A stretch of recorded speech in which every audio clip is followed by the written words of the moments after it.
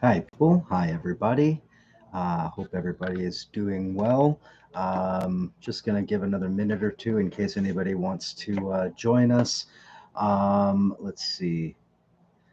Were you able to read the short article? Yes, I did, although I have to admit I read it fairly quickly, just sort of scanned through it, and I haven't really looked through um, all of Ilya's comments about it, but it is interesting, and I will just very quickly touch on some of the issues that are highlighted in that article. Um, that is, let's see here. That is the opinion editorial, the op-ed from the New York Times. Putin thinks he's winning, July 18th, by Tatiana Stanovaya, from the Carnegie Endowment for International Peace. It's an interesting little article. I mean, there's probably a number of different things that could be discussed, but the main one I would say is sort of the idea that Putin has three interlocking, intertwined, and interrelated goals with regard to Ukraine. And I think that's ultimately correct. Stanovaya talks about the first sort of immediate practical goal as being the sort of the territorial goal, especially in Donbass, kind of, I guess you could say, absorbing parts of eastern Ukraine into Russia. I mean, this is something that we all kind of about for a long time, not only absorbing Donbass, but also creating that land bridge. Important, of course, for strategic reasons, the land bridge for Crimea, for Russia's naval fleet, for its control of the Black Sea, access to the Black Sea, etc. That's a big aspect of this. But of course, there are larger goals that she also highlights, including, and this is probably the most interesting of the three to think about, the idea that Putin and the Russian government seek to force the capitulation of the government in Kiev. Now, it does seem pretty far fetched as of now that that could happen, but as Stanovaya points out in the article, I think correctly, Russia sees time as being on its side, as we see, well, every single day playing out in the headlines. The way that Putin and Lavrov and others talking about this conflict, you can tell that the conflict is not intended to end anytime soon, and that the goals are still more or less concrete goals. So, yes, haircut. Thank you. You see, my wife does my haircuts, by the way. So really, she's the one who deserves the credit for that. That's a lingering COVID reality. So anyway, coming back to this New York Times article. So the first, of course, being the territorial ambitions with regard to Ukraine.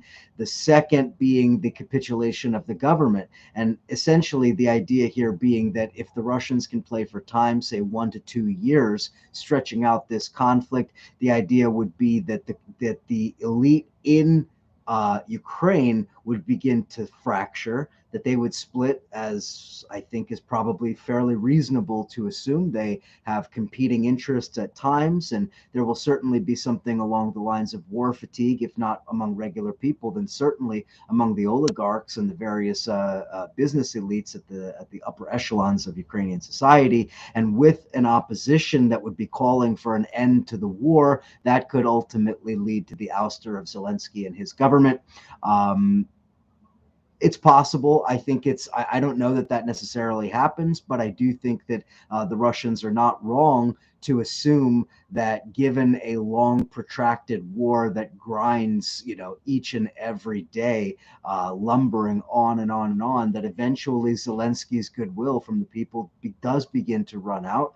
That let's not forget, of course, the support from the Europeans, which also will begin to run out. And I think that Putin understands this, and ultimately he is playing for time. In other words, they failed to militarily capture Kiev in this blitzkrieg in the early part of the war, the first few weeks. And so now the plan has shifted, as we all know, focusing in the east, but with an eye towards still ultimately regime change, though that regime change may come much later. And so Stanovaya talks about those two goals as intertwined. And then the third most, I guess, overarching larger goal is the idea of a full geopolitical transformation of the war of the world, basically a new world order. If you want to call it that. So the idea here being that Russia leads the transformation of the global order away from the United States' hegemony and towards what they like to refer to as a multipolar world order.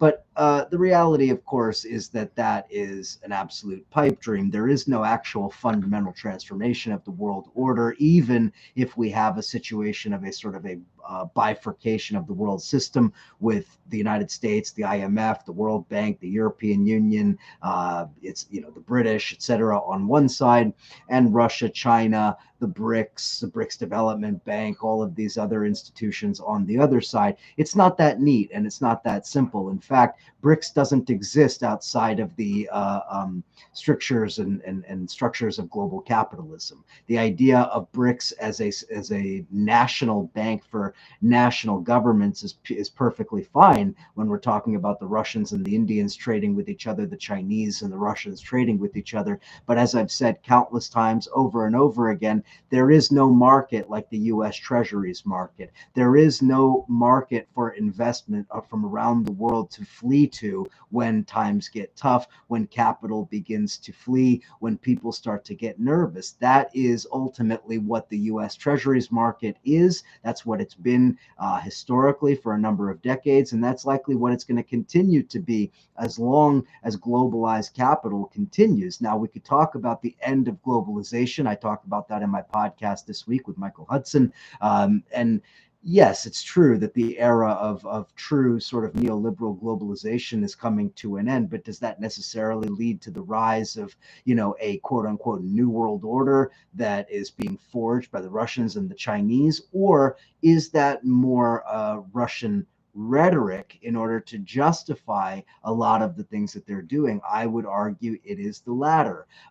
Most people who wax poetic about BRICS and multipolarity and all of these other Duginist talking points and all this other stuff, most of those people know actually very, very little about how global economy works, how capitalism actually functions, how credit markets work. I mean, just the basics of the global economy. So I think the most recent statistic had global cash reserves held by all countries around the world in dollars at something like 67%. And that's down from something like 74% 20 years ago. So it's happening, but it's happening at an extremely slow pace. And just because Putin has launched a war in Ukraine and we have global instability, it doesn't mean the entire global economy and global political chessboard can just be transformed overnight. That's what Putin, I think, would like you to believe, but that's just not real. There's a lot more to say about all of that, but I'm gonna skip over for the sake of not getting into all the details of the article. It's a good one. I thank Curtis for bringing it to my attention. Again, the headline: Putin thinks he's winning. That's a guest essay in the New York Times, July 18th, from Tatiana Stanovaya. All right, I want to move on. I am going to try to pay attention to see if anybody is putting anything in the chat window. I'm still learning how to be a live streamer, how to be a YouTuber, and all this other stuff that people much younger than me are doing on a regular basis. But here we are. So anyway, if you have any questions, comments, whatever, go ahead and put those in the chat. I will do my best to address those. And I believe you have to subscribe to my YouTube channel to comment. I'm not positive about that. I may or may not have put that on. Anyway, yes, actually I did. Eric Draitser turned on subscribers only mode. So yeah, I guess you have to be a subscriber to the channel to put a comment.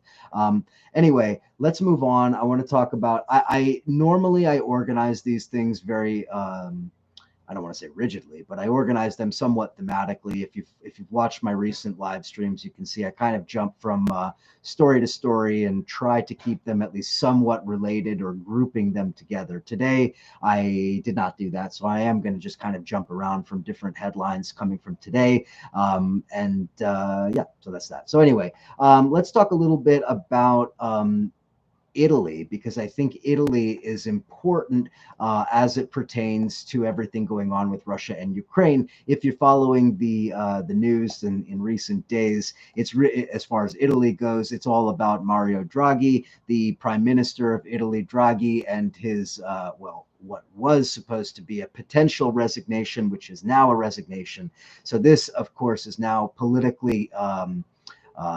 Political turmoil in Italy. I'm not going to get into all of the nuances of Italian politics, mostly because I don't know all of the nuances of Italian politics. I know only the very basics. And so, of course, if anybody wants to disagree or challenge what I'm saying, I welcome that, and maybe I might learn a thing or two. But Draghi and his resignation is significant, mainly because of who Draghi is and the positions that he's taken recently.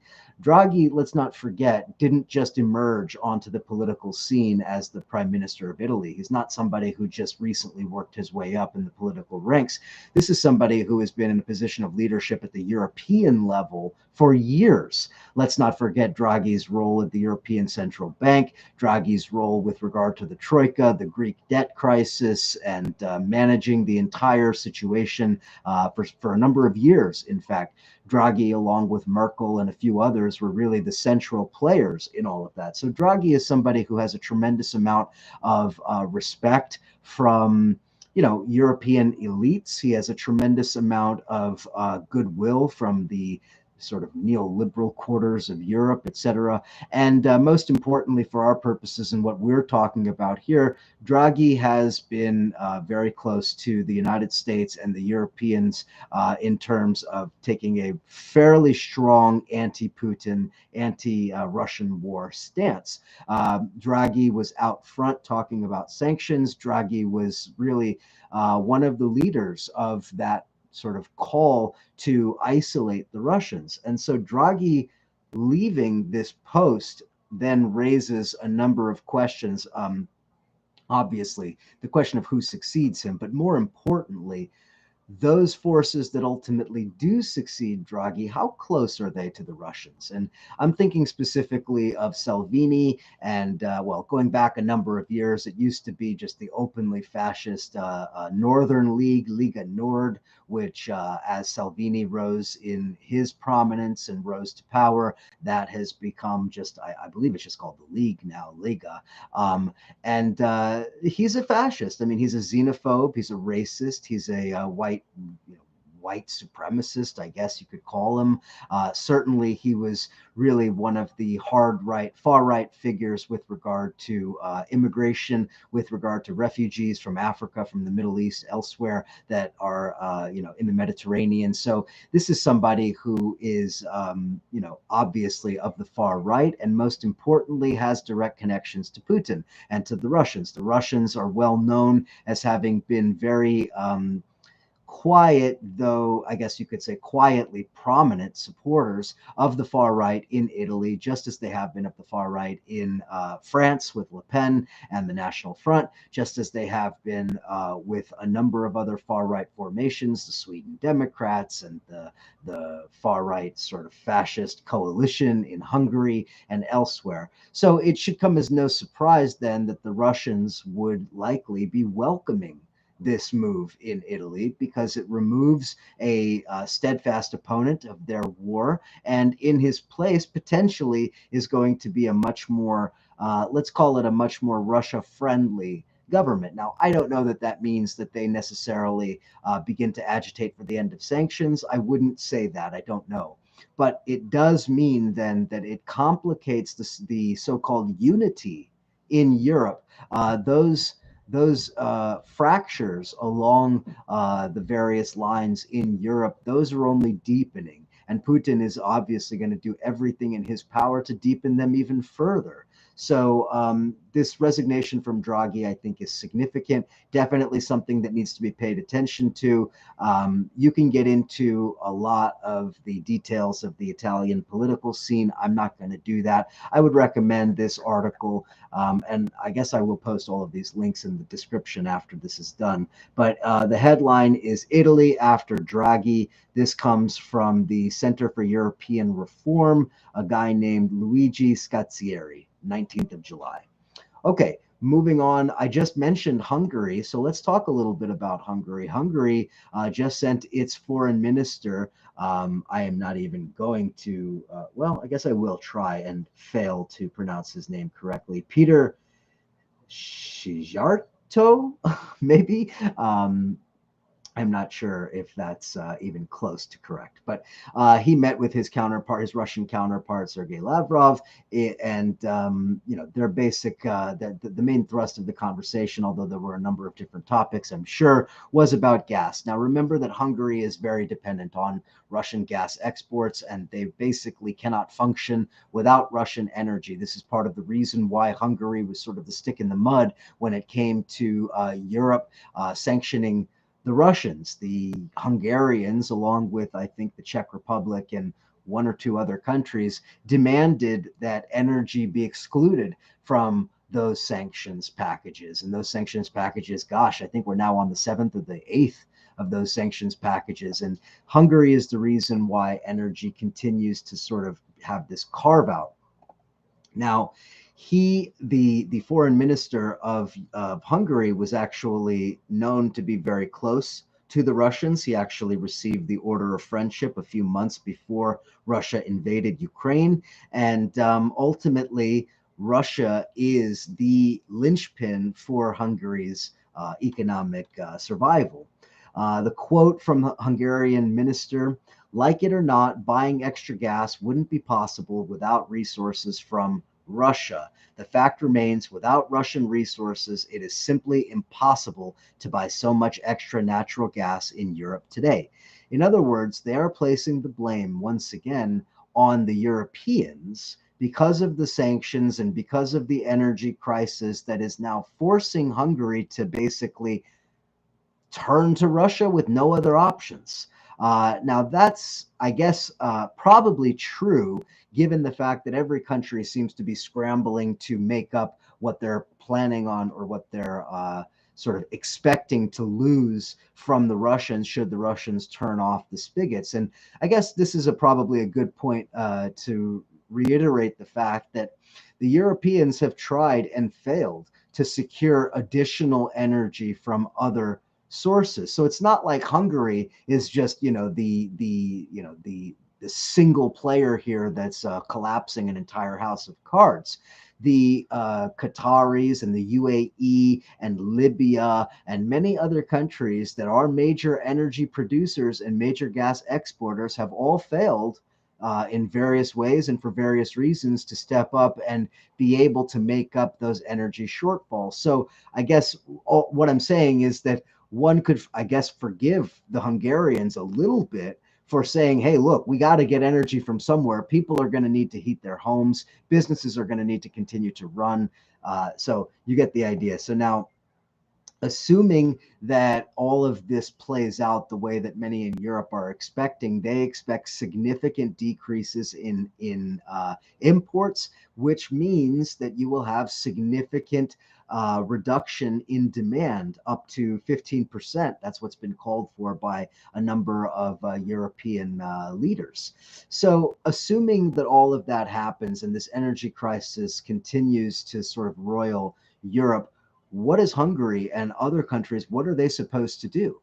I mean, they are very much between a rock and a hard place. Now, that's also to say the Nord Stream 1 has come back online. Germany was worried that it wouldn't. It has come back online, but for how long? That remains a very significant question. Now, there are a lot of states in Europe that are also resisting some of these calls to reduce imports and reduce energy usage. Spain and Portugal are two examples of countries that are pushing back against those calls. They are criticizing the Germans for, well, for basically being the economic powerhouse in Europe that thinks that they can dictate to the other European countries how they should reduce their usage, when in fact Germany is the major player in all of this. So Lavrov says, quote, we have a mutual understanding that we, both Russia and Hungary, are always driven by our national interests. Okay, so again, this is how the Russians sow discord among the European Union member states to try to drive these wedges between these states, and I think they are being somewhat successful. Uh, and so, just one, I guess, one more quote is worth paying attention to. Orban, the president of Hungary, said last month that Europe was on a self-defeating trajectory with sanctions. Quote, the war is clearly dragging on. At first, I thought we'd shot ourselves in the foot with sanctions, but now it's clear that the European economy has shot itself in the lungs, and everywhere we see that it is gasping for air. So, very interesting quote here. And again, Orban, the far right, bastard that he is, Orban is not entirely wrong here. The idea behind the sanctions originally was to try to bring a fairly quick end to this war, to force the Russians to a negotiating table, to force the Russians to more or less end the war. That's not happened. And in fact, all of the evidence, as I've already mentioned, points to a protracted war that's going to take months, if not years, before the Russians, either agree to some kind of a ceasefire and a negotiated settlement, or the Russians achieve the objectives that they claim to have set out for themselves. Hungary, for its part, is making it very clear that they're not going to sit around and wait 1 or 2 or 3 years for how all of this is going to play out. They're going to secure their energy. Hungary depends on Russia for 85% of its gas. Huge, huge percent. The vast majority of the energy comes from Russia. Hungary had signed a 15-year agreement with Gazprom not that long ago. I think that was in 2021. And that includes an annual shipment of 3.5 billion cubic meters via the Turk Stream pipeline and another 1 billion cubic meters from Austria. So again, we're talking about large quantities that really do fuel the Hungarian economy. So Hungary is very much concerned about this, and obviously the Russians are playing to that. Okay, moving on, I want to talk a little bit about sabotage, because this is another story that we talked a lot about at the very beginning of this war. We had talked about what's going to happen if you have infiltration into Ukraine from Belarus, into northern Ukraine, almost like a sort of a pincer attack from the Russians.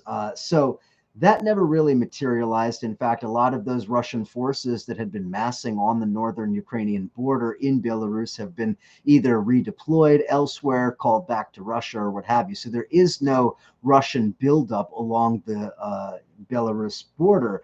But that doesn't mean that it's not going to happen at some point in the future. So the Ukrainian intelligence services have made it very clear that they are monitoring. Important to note that when the Russians sent those special forces units over to Belarus to kind of, I don't know, maybe a decoy, or maybe they were planning on, participating in a sort of a blitzkrieg at the beginning. When that happened, it created, at least in my mind and in the minds of a lot of people, it created a very significant risk of a spillover conflict. Because once Russian forces invade Ukraine from Belarus, Belarus is the direct belligerent in the war. Now, they are already a belligerent in this war by virtue of having aided the Russian invasion, but they're not sending their military in. The minute Russian military crosses over from Belarus and everything in Belarus becomes a military target for Ukraine. There would be nothing preventing the Ukrainians from firing missiles into Belarus, targeting everyone from, ground forces to senior officers to Lukashenko himself. All would become absolutely prime targets and legitimate targets. So that spillover conflict is how the war in Ukraine becomes a wider war. Now, I know that we've been focused for months and months and months talking about what's going on in Ukraine, supporting the fight to fight back the Russian invaders, etc. But we have to keep in mind the broader European space and the broader global context here, because there is a possibility of a global conflict breaking out here. There is a possibility of other countries being sucked into this conflict. I did another video talking about some of the statements from Belarus as it pertains to Poland. They've already said point blank that if there is any military transfer from Poland to Ukraine, Belarus would consider it a direct threat and would potentially take action against Poland, including up to and including attacking their infrastructure and attacking their military leadership. So again, rather political leadership as well. So again, if we have that scenario playing out, now what are we looking at? Potentially multiple wars. So multiple, I guess you could say, multiple national wars happening that would ultimately all be part of one larger war. And in that scenario, we are effectively at the doorstep of world war, even if the United States and NATO are not directly participating. But the minute Poland is attacked, it's going to be very hard to see how we're not entering into a global conflict. So we know that there have been active training of the special units, special forces that have taken place in Belarus. But as I said, there is not one mass of Russian soldiers, at least not yet. Now, I want to move on and talk a little bit about some of the negotiations that have been taking place between Russia and Ukraine with the intermediary of the UN and Turkey with regard to grain. Obviously, this is not just a Ukrainian or a Russian issue. This is a global issue. I don't have to explain to you guys that Ukraine and Russia represent a big portion of the global wheat supply, that much of the global south depends on those exports, and that we will guaranteed have a major food crisis up to and including widespread famine should we not be able to get this grain to global markets. So an agreement between Russia and Ukraine is absolutely essential. So that raises the question, what kind of an agreement? What does this actually mean? Well, according to Podolyak, who is the advisor to Zelensky, he says, quote, "The guarantees that the Russian Federation can give are not considered valid, and we do not pay attention to them. There are guarantors, Turkey and the UN, and we are working with them. Nobody will agree to weaken the security regime in the Black Sea area." Now, this could mean a number of different things.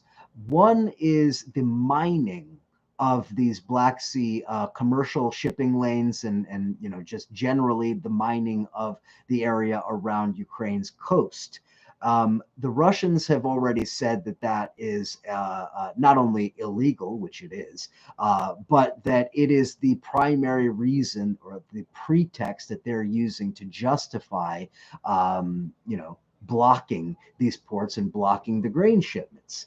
Well, this is complicated because the Ukrainians have a very valid response to that, to say, oh, well, actually, you tried already on several occasions what clearly was going to be some kind of an amphibious landing to potentially take Odessa and or any of the other important ports. And that failed partially, as we remember the sinking of the Russian flagship of its navy. That, I think, again, raises the question for Russia, why do you want those mines removed? Is it because Ukraine has committed a breach of the Geneva Convention and the rules of war, and you want to guarantee safe passage of the grain, or is it that the Russians are using the grain issue as cover for what they believe would be a militarily and strategic win for them? I think the Ukrainians are obviously wise to that, and so that's part of the reason why why these negotiations are still at a standstill. Podolyak basically makes the point that Russia wants benefits for making this deal, and the primary benefit, it's not the removal of landmines or the allowing of Russian grain or any, it's the easing of sanctions, both on the grain and on other Russian exports, including minerals, including energy. So this is now, unfortunately, tied in with all of these other issues. And of course, as we know, that's precisely what Putin intended. Putin wanted to connect the grain and food security issue to the sanctions issue, to make them so intertwined that you couldn't discuss one without the other. In that regard, Putin has been successful. So we will see the extent to which this negotiation actually achieves a breakthrough. Ultimately, I think it will. The stakes are so high for the world, for governments in Africa, in Asia, that in other parts of the world. The stakes are so high that I think that a deal ultimately does get done. But what kind of a deal and under what conditions, that remains to be seen.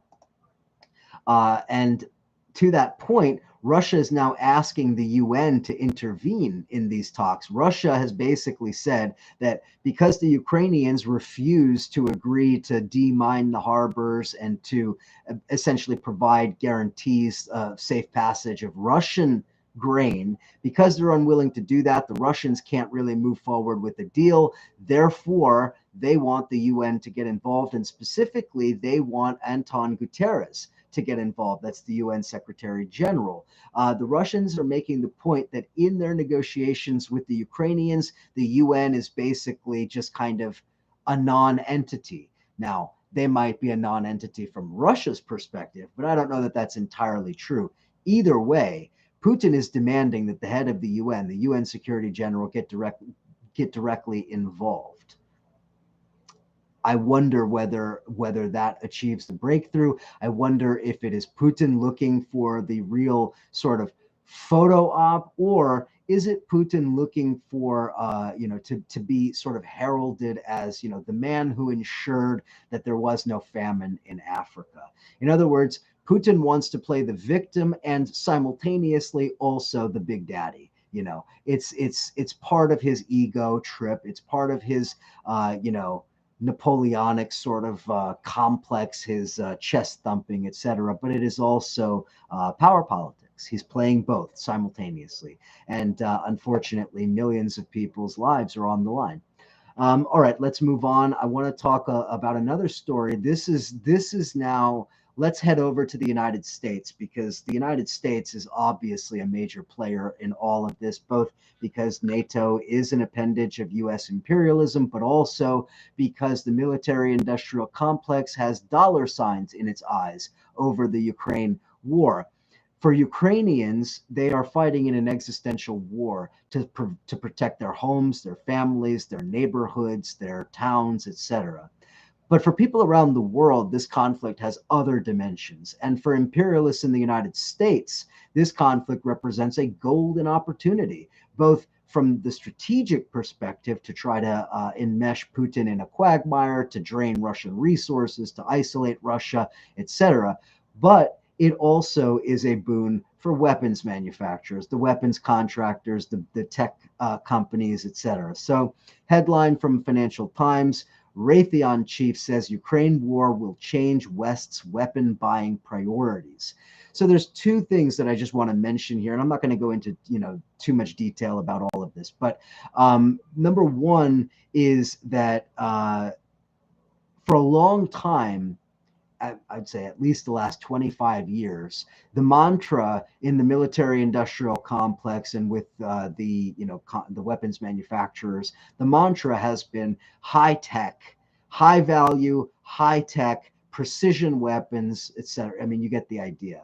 That was for a long time. That's been the mantra. Now we see with the war in Ukraine that the priorities are beginning to shift. What we see is that Russia's high-tech weapons have done very little with regard to their war effort. And what has been successful is simple conventional artillery, conventional weapons. And those conventional weapons are brutal, as we know, of course. Well, all the weapons are brutal, obviously, but the conventional weapons, that's where you get this sort of indiscriminate shelling of towns, the striking of buildings, etc., just like we've had historically in conflicts that the United States has carried out from Vietnam and elsewhere.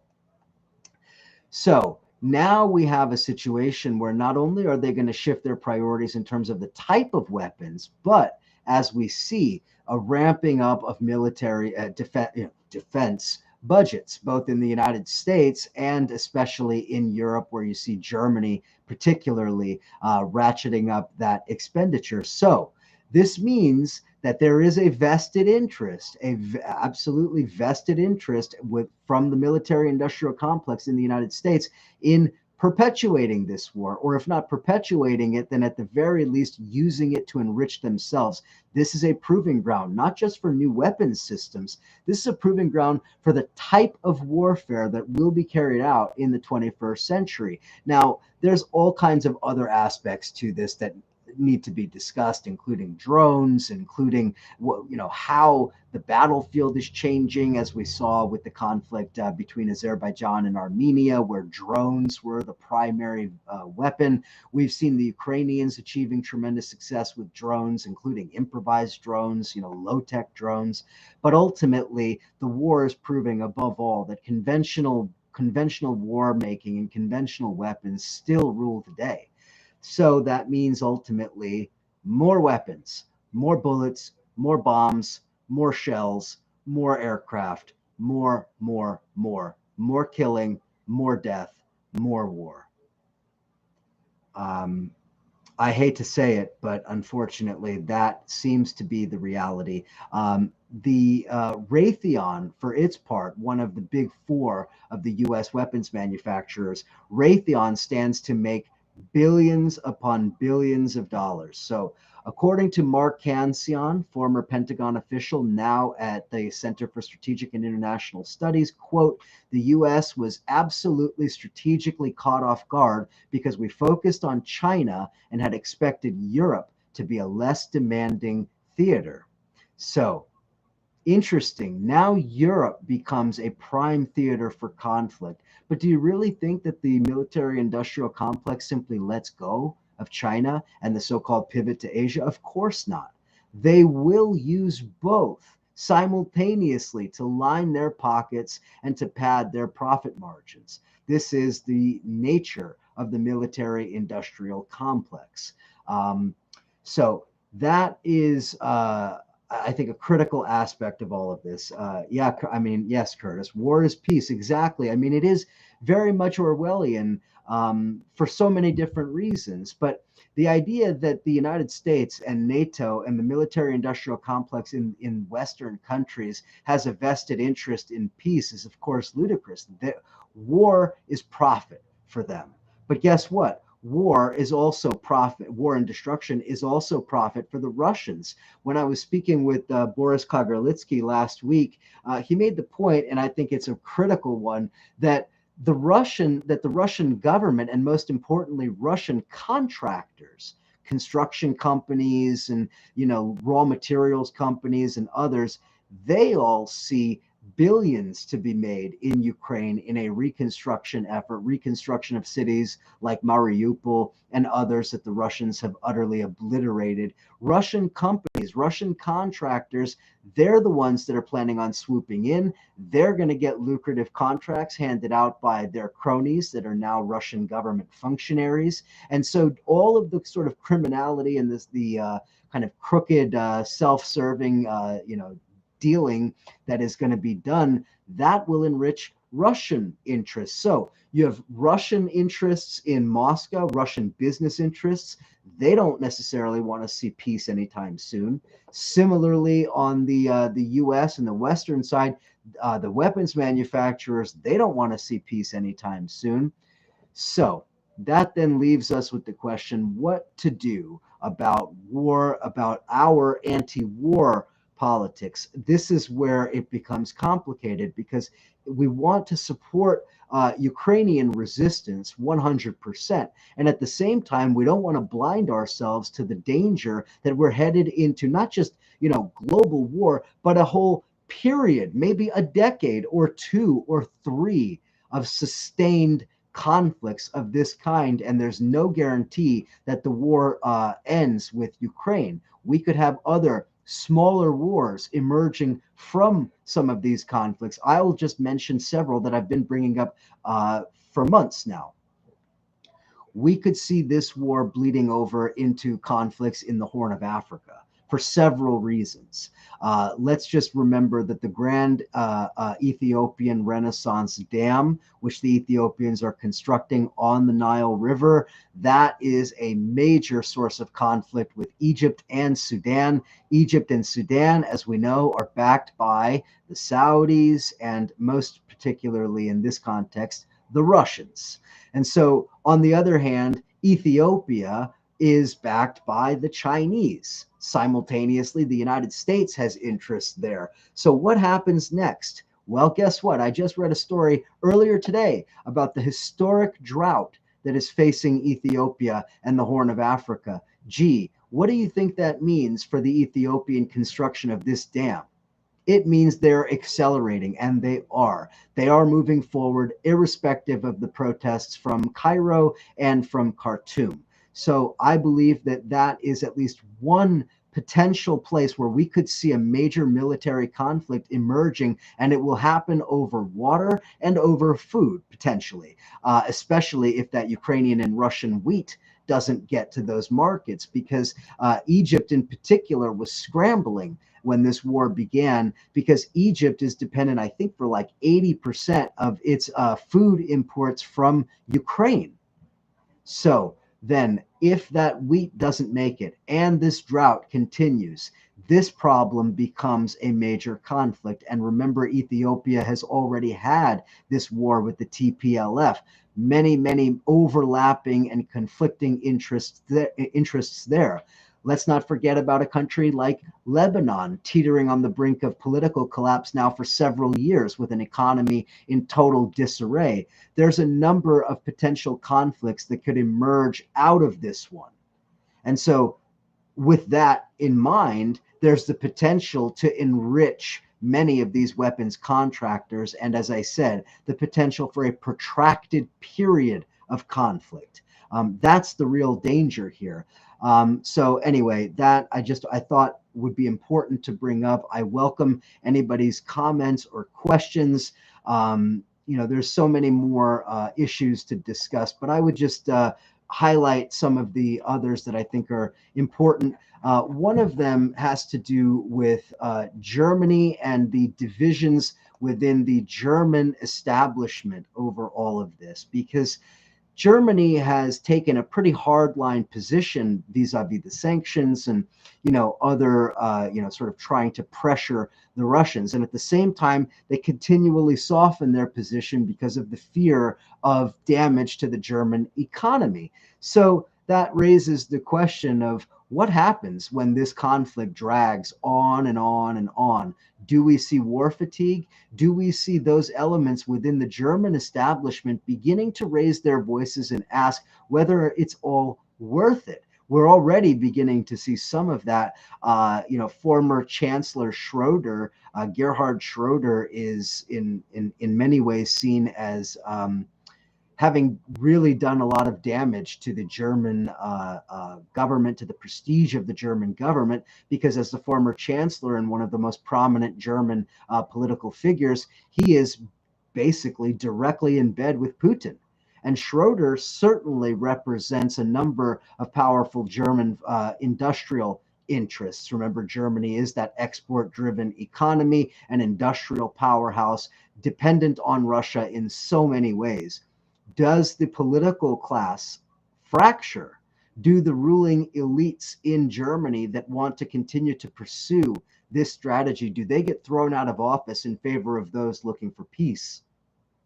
I think that is also a very real possibility here. Let me just, boy, it's hot here. It is almost 10 o'clock, 10 p.m., and it is still 85 degrees. It is, and I am sweating, and I turned off the fan because of the noise. So if anybody has any comments, I would entertain those. I think that's going to be it for now for today. I would just ask everybody who is watching, the Patreon is where you can go for all of the exclusives. I did this one publicly on YouTube for anybody who was interested. I'm going to do other similar live streams, but also Q&As. That's just for my subscribers. Patreon.com/Eric Draitser is where you go. I really appreciate those of you that are already subscribing, those of you that are supporting this work, and those of you that are considering it. Thank you so much. If there are no other comments, I guess that'll be it for tonight. So I will leave it there. That clocked in at 45 minutes. That works for me. So thank you for watching. And again, go over to the Patreon and support the work. And I will talk to you all again probably tomorrow night.